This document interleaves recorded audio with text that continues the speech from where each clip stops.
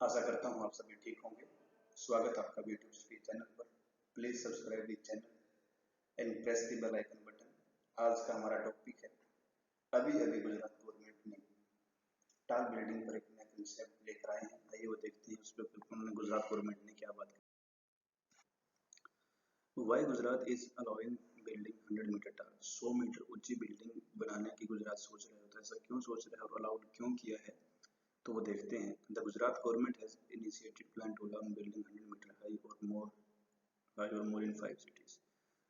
100 metre से ज़्यादा भी हो सकती है। 5 सिटीज़ के लिए गुजरात ने ये अलाउड किया है: अहमदाबाद, गांधीनगर, सूरत, राजकोट एंड वडोदरा। इन 5 सिटीज़ के अंदर जो बिल्डर्स हैं वो 100 मीटर ऊंची या उससे ज़्यादा ऊंची बिल्डिंग बना सकते हैं। This week the urban development and urban housing department issue a notification incorporating a new chapter in the Comprehensive General Development Control Regulation CGDCR 2017 में जो बना, and invited public suggestion and objection within 60 days। जो urban development और urban housing department है उन्होंने इस topic के ऊपर 100 मीटर हाई जो उन्होंने बात रखी है, विद इन 60 डेज के अंदर पब्लिक के अंदर सजेशन मांगा है और कोई भी ऑब्जेक्शन है वो मांगा है गुजरात की जो 5 सिटीज की मेन डिपार्टमेंट्स हैं, अहमदाबाद, गांधीनगर, सूरत, राजकोट एंड। देखते हैं what are the reason behind the ऊंची बिल्डिंग बनाने का क्या रीजन है, बनाने की क्यों सोच रही है गुजरात गवर्नमेंट, 5 सिटीज के अंदर क्यों सोच रही है। आइए थोड़ा सा उसमें हम देखते हैं। The government does not intend to change the entire skyline in this cities. Skyline को पूरा चेंज करने के बारे में नहीं है, लेकिन द मेन इंटेंट क्या है, तो is to attract some iconic in this cities. थोड़ा सा आइकनिक बीच मांगते हैं। We are not incentivising developer in any way, however we are sure this move this help attract FDI in real estate. Foreign direct investor हैं जो, उनके लिए सीधा अट्रैक्शन पड़ेगा ऊंची बिल्डिंगों का। Said Prakash Datta, deputy secretary and officer on special duty in the department. Prakash Datta ने बात कही कि जो फॉरेन डायरेक्ट इन्वेस्टर है उनको सीधा डायरेक्टली अट्रैक्शन पड़ेगी, ऊंची बिल्डिंग होगी तो वो अच्छी तरह से इन्वेस्ट कर सकेंगे। Jaxay Shah, chairman confederation of real estate developer. Jaxay Shah जो चेयरमैन है confederation of real estate developer के association of India also believe in this move. ये जो मूव था, हालांकि 8 साल पहले ये मूव हो जाना चाहिए था, लेकिन देर आए दुरुस्त आए, कोई दिक्कत वाली बात नहीं है।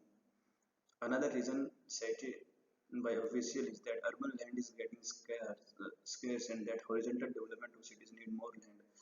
थोड़ा सा इसमें एक रीजन ये भी हो सकता है ऊंची बिल्डिंग बनाने का। अगर हम ऐसा कुछ बड़े बड़े बिल्डिंग अगर हॉरिजॉन्टल लाइंस पे बनाएंगे तो हॉरिजॉन्टल बनाएंगे तो उसमें दिक्कत क्या आती है कि लैंड ज्यादा होगा और आजकल जो लैंड्स के रेट भी हाई हो रहे हैं विच इज गेट एक्सपेंसिव, तो इसलिए वर्टिकली अगर हम उसी जो बिल्डिंग हम जितने रूम्स है जितनी फैसिलिटीज हॉरिजॉन्टल बिल्डिंग के अंदर प्रोवाइड कर रहे थे वो सारी फैसिलिटी हम वर्टिकल में प्रोवाइड कर देंगे और इसका बेनिफिट गवर्नमेंट को भी होगा, यूजर्स को भी होगा कि सारी चीज हमें वर्टिकल टावर में हम आसानी से मिल सकती है।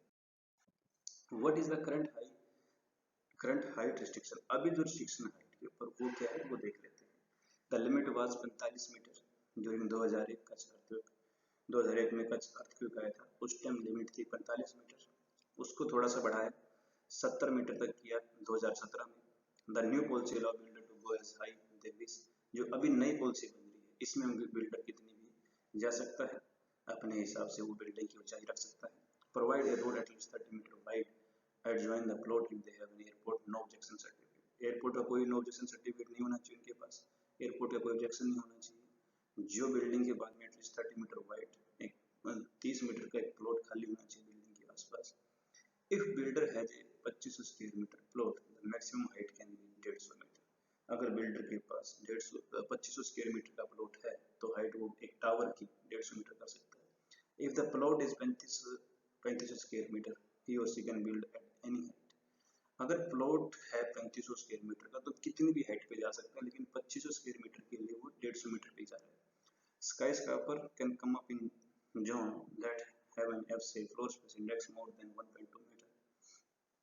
The change permit total FCI up to 5.4 but the additional जो फ्लोर स्पेस इंडेक्स है 1.2 will be chargeable at 50% of the gentry value owner rates of the non agriculture land। इसकी 50% वैल्यू ली जाएगी। स्काई स्क्रैपर से floor space index, जो floor space index है ये 1.2 metre रखा गया। अब उसको थोड़ा चेंज करके 50% value for non agriculture land. Will the among bring down housing cost, भी अगर ऐसा हम ऊंची बिल्डिंग्स बनाएंगे क्या हाउसिंग कॉस्ट को कम कर देगा? While the government has said tall building will help bring down the cost of housing, builders say construction will be costly। Housing का कॉस्ट तो डाउन हो जाएगा, लेकिन जो बनाने की कॉस्ट है वो ज्यादा हो जाएगी। स्काई स्क्रैपर्स, जो स्काई स्क्रैपर्स होता है कि जो very tall buildings are usually meant for luxurious residence and commercial structures. Luxurious residence होगा स्काई स्क्रैपर्स के अंदर। Even maintenance cost are high, said Shah, who also head Ahmedabad-based construction firm Serving Private Limited। Ahmedabad-based structural engineer Vatsal Patel said the primary cost in the constructing a tall building are foundation and labor।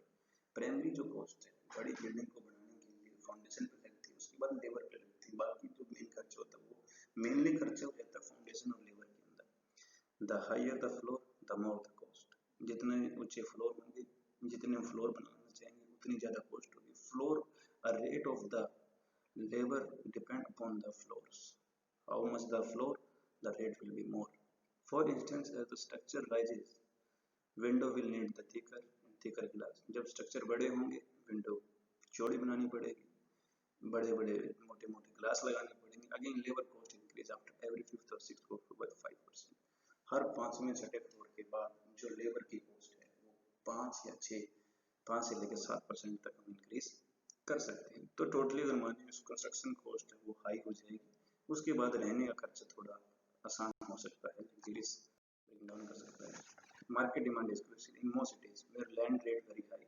जब land rate ज्यादा होते हैं sky scraper are demand. मान लो अगर land rate किसी cities के अंदर ज्यादा तो वहां पर लोग क्या करते हैं, लैंड खरीदने की बजाय जो स्काई स्क्रैपर के अंदर अपना फ्लैट खरीद लेते हैं। Other factor like scenic view and pollution play role. Patel. How are the earthquake related concern being addressed? अर्थक्वेक का क्या मैटर है अगर ऊंची बिल्डिंग में, तो उसमें क्या वो कर रहे हैं? Ahmedabad and Gandhinagar are not far from the Cambay fault and building in seismically active Kutch are not allowed more than 1 floor.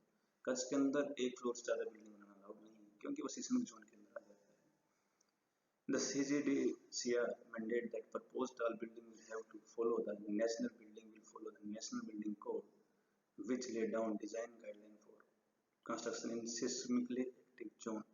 में जो भी बिल्डर्स हैं जो नेशनल बिल्डिंग कोड है उसको फॉलो करेंगे, जो कोड है सिस्मिक एक्टिव जोन के अंदर गाइडलाइन दी है उस कोड के अंदर कि सिस्मिकली एक्टिव जोन के अंदर हम कैसे बिल्डिंग बना सकते हैं।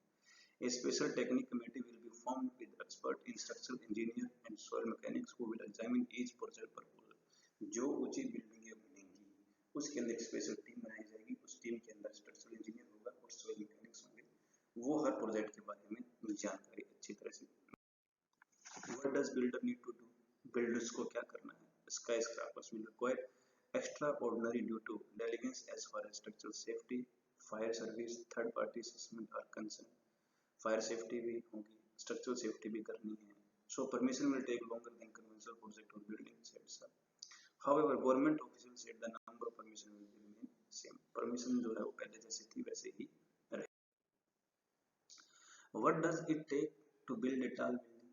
tall building बनाने के लिए क्या करना पड़ेगा? The Bureau of Indian Standard has special clause for tall structures। जो इंडियन स्टैंडर्ड है ब्यूरो उसने स्पेशल क्लॉज दिया है tall structure including detail like wind load, earthquake resistance. जो सिविल इंजीनियर है उसको इस बारे में थोड़ा नॉलेज होगा। Foundation and structural requirement too are crucial. tall structure have to consider the horizontal load, how it will behave in an earthquake and the wind load। कैसे behave करता है अर्थक्वेक के अंदर और विंड लोड के अंदर। the static load which is building own weight and occupancy load। अब बात करते हैं मेन है जो फाउंडेशन होती है। Foundation can go between 30 feet and 300 feet deep depending on soil condition. ठीक है, 30 फीट से लेकर 300 फीट ले जा सकते हैं, डिपेंड करता है सॉइल कैसा है। A geotechnical consultant is always called in to advise the type of foundation. Geotechnical consultant है, कैसी फाउंडेशन, किस टाइप फाउंडेशन है, that is relevant for the soil type, कैसी type soil type. Once the structural engineer has the data on the load of the building, the consultant will suggest the foundation.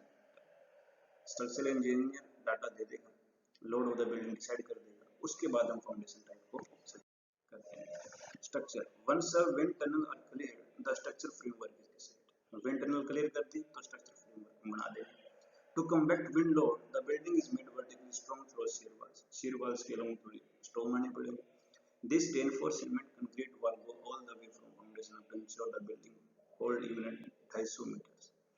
Many tall building in cities such as superstructure which make construction difficult. ठीक है, thank you, बहुत बहुत धन्यवाद video देखने के लिए। आगे भी मोर अपडेट्स आपको मिलते रहेंगे। Thank you.